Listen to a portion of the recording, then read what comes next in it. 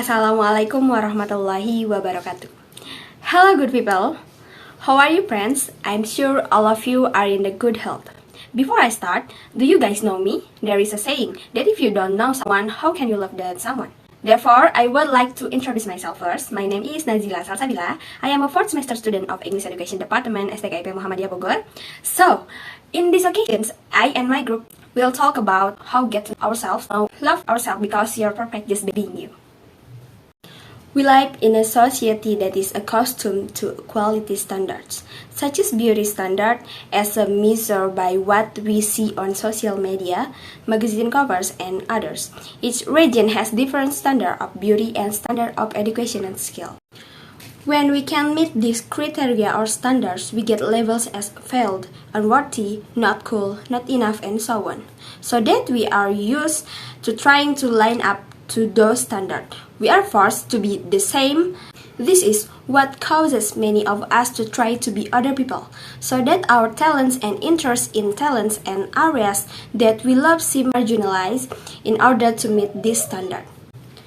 Have you ever criticized yourself when you made a mistake? For example, like, you can't do this.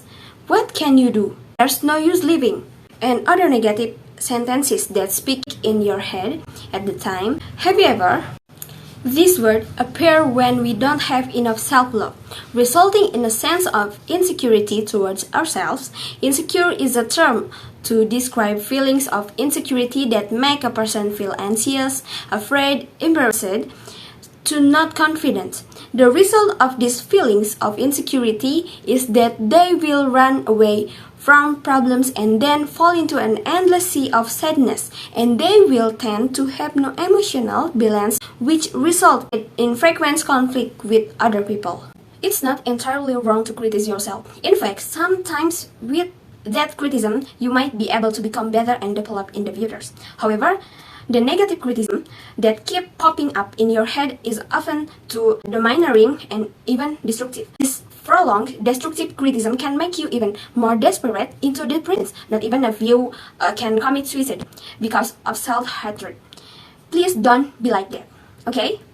Hi, I'm Neng Herti. I will continue the speech that Nazila gave just now. So, what is self-love? Self-love, according to Kosaba, condition when we can respect yourself by respecting yourself. When we are able to make decisions in spiritual, physical, and psychological development.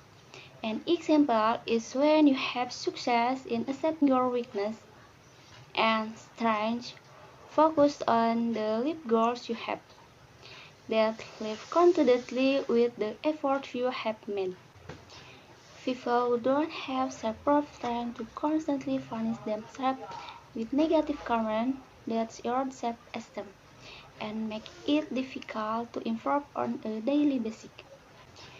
People who don't have self-love tend to constantly punish themselves with negative comments that hurt self-esteem and make it difficult to improve on a daily basis. More than that, self-love is loving yourself by improving aspects of being aware of yourself, expecting yourself, being confident, and caring for yourself. If there is one aspect that has not been implemented, then self-love is not fully in effect. Of course, its application and implementation is not easy as reading literacy. Applying it in life is a process of self-maturation. Often we focus too much on the shortcomings that exist in you so that the existing potential does not develop to its full potential. Then what is the benchmark that can be said that we already have an imperfect self-love? The measure that we can say that we already have an imperfect self-love is when we do everything with a skin heart without any caution. So whatever the result of what we do, we can interpret as process of self-love, development towards success. Learning from your mistake and growing into the best version of yourself is better than following others. You need to remember that you are you. You are able to control your thoughts to achieve your own happiness. Because you are special just being yourself. I know you already know about self-love from Nazila and Herti. So I'm Tini Sugiarti want to explain about the importance of self-love. The importance of self-love has four aspects. The first, self-awareness. The second, self-worth. The third, self-esteem. And the last, self-care. So let's check it out for the explain about self-awareness, self-worth, self-esteem, and the last, self-care. The first is self-awareness. If you want to increase self-love, you must be aware of yourself. Being aware here means that you have to know your character, what your weakness or your strength. With you getting know yourself better, you will be able to determine the direction where you want to go. And the second, self-worth, is a principle that a person has when he or she knows him or herself. Self-worth will be present when someone has realized that he doesn't need to follow other people's standard of judgment because she or he already knows what is the standard for them. The third, self-esteem. Self-esteem, according to Centrock, is the result of our evaluation of ourselves. This is included in our assessment of something we are good at and something we are not good at. And the last, self-care. Self-care is an action the person has mentioned about her or himself about mentally, physically health. You can do the various activities that you like to mention your health.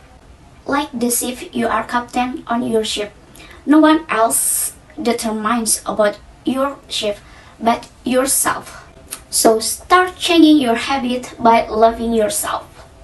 Okay, that's all for us. Thank you for your attention. Wassalamualaikum warahmatullahi wabarakatuh.